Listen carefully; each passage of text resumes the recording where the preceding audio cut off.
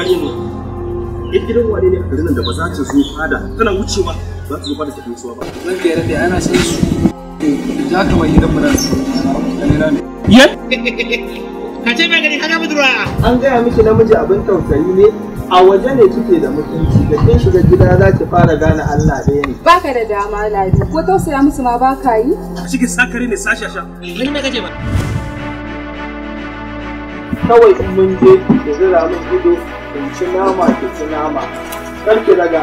Kai ni mai gare ido. Na ga ta kaina. Da cikin wannan abu ne.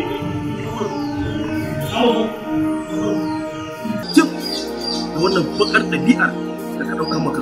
Wannan